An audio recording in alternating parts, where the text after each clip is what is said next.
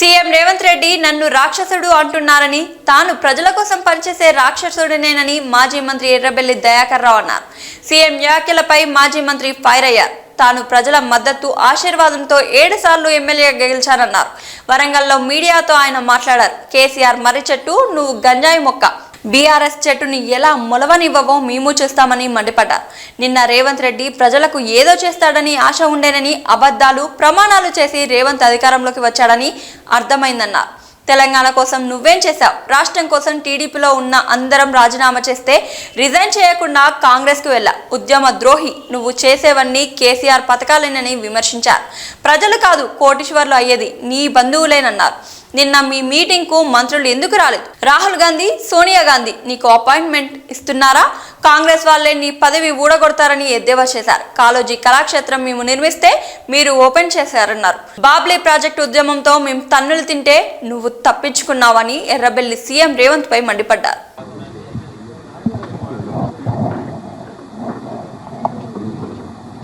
Media మిత్రులందరూ కూడా నమస్కారాలు. ఒక్కటే, ఇలా హరీష్ రావు గారిని, కేటీఆర్ గారిని, కేసీఆర్ గారిని అనే హక్కు నీకు ఇక్కడదా?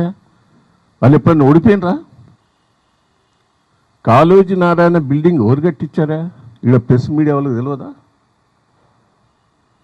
అది కాంట్రాక్టర్ డిలే చేశాడు. ఆయన క్యాన్సిల్ చేసి కొత్త కాంట్రాక్టర్కి ఇచ్చాము మేము. ఇలా కాళోజీ నారాయణ బిల్డింగ్ తయారైన దాన్ని నువ్వు ఓపెన్ చేసినావు. పెండింగ్ కొంత బిల్లు ఉంటే ఇచ్చి మొత్తం నేనే చేసిన అని చెప్తాను. నేను మంజూరు చేసినావా? కాంగ్రెస్ పార్టీ మంత్రులు వచ్చారా? ఇలా సంవత్సరం ఉత్సవం తుమ్మల నాగేశ్వరరావు వచ్చారా? ఉత్తమ్ వచ్చాడా? మీ మంత్రులు ఎవరు రాలే? ఆఖరికి వరంగల్ జిల్లా ఎమ్మెల్యే మాధవరెడ్డి కూడా పాల్గొనలే. ఇదో ఉత్సవం, సిగ్గులేదు. నువ్వు నీ దాంట్లో నువ్వు కలుపుకోపోతలేవు. వచ్చిన తర్వాత ఇక్కడ వరంగల్ ఉన్న కంపెనీలన్నీ పోతానే. ఆయన 6 కంపెనీలు తీసుకొస్తే ఇప్పుడు 2 కంపెనీలు వెళ్ళిపోయినాయి. మహేంద్ర ఇవన్నీ వెళ్ళిపోయినాయి. వాటిని కాపాడు. నువ్వు ఏదో కొత్తగా చేస్తున్నాని కాదు. నేను ఒక్కసారి రేవంత్ రెడ్డి గారు మాట్లాడిన మాటలు వినండి మీరు. అప్పుడేం మాట్లాడిండు, ఇప్పుడేం మాట్లాడిండు అని ఎంత బోకరు అనేది మీకు అర్థమవుతుంది. ఒక చీటరు, ఒక బోకరు, ఒక ల్యాండ్ మాఫియా. నువ్వేదో కలిసి వచ్చి బోకర్ మాటలతోటి ఇవాళ ముఖ్యమంత్రి అయ్యా. సోనియా గాంధీ గారు బలిదేవత. నిన్నేం మాట్లాడిండు? అమ్మ అమ్మ అమ్మ అమ్మ సిగ్గు లేదు బిడ్డ. నిన్ను ఢిల్లీకి రాణిస్తలేరు. 30 సార్లు పోయిండు. ఇంటికి కూడా రాణిస్తలేరు. సిగ్గు లేదు నీకు? రాహుల్ గాంధీ నీకు అపాయింట్మెంట్ ఇచ్చిండా? సోనియా గాంధీ అపాయింట్మెంట్ ఇచ్చిండా? ఇంతవరకు మంత్రివర్గం ఇస్తుందని చేయను. నువ్వు నీకు ఢిల్లీలో అపాయింట్మెంట్ దొరుకుతలేదు.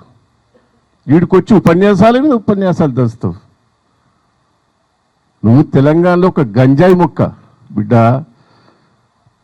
కేసీఆర్ ఒక పెద్ద మర్రి చెట్టు, అది గుర్తుపెట్టుకో. ఎప్పుడో పీకి అవతల బారిస్తారు నీ మొక్కను. కాంగ్రెస్ వాళ్ళే పీకెత్తారు. నువ్వు కేసీఆర్ గారిని ఏం మాట్లాడినావు చెప్పు అంతకుముందు.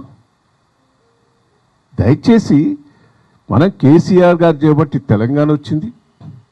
కేసీఆర్ చేయబట్టి డెవలప్మెంట్ అయింది. ఇలా తెలంగాణ రాష్ట్రం వరంగల్ జిల్లాకు నీళ్లు వచ్చినాయి, కరెంట్ వచ్చినాయి.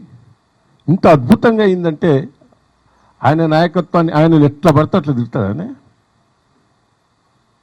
ఒక మాజీ ముఖ్యమంత్రి, సీనియర్ నాయకుడు, తెలంగాణకు కోసం పోరాటం చేసి ప్రాణాలు తెగించి పనిచేశాడు. ఆయన నా మాట అనడం ఎవరికైనా అది మంచిదా? చేయి, నువ్వు డెవలప్మెంట్ చేసుకోపో. ఎందుకు ఆ బోకర్ మాటలు? జైల్లో తోలుతాడట, ఇంట నుంచి రానియాడట. తొలి ఎంతమంది తొలిస్తావు? తొలి నువ్వు చూస్తావు. అది కూడా నిన్నే కాంగ్రెస్ వాళ్ళు తీర్తలేరా? నీ పరిస్థితి ఏందో నీకే అర్థమవుతలేదా?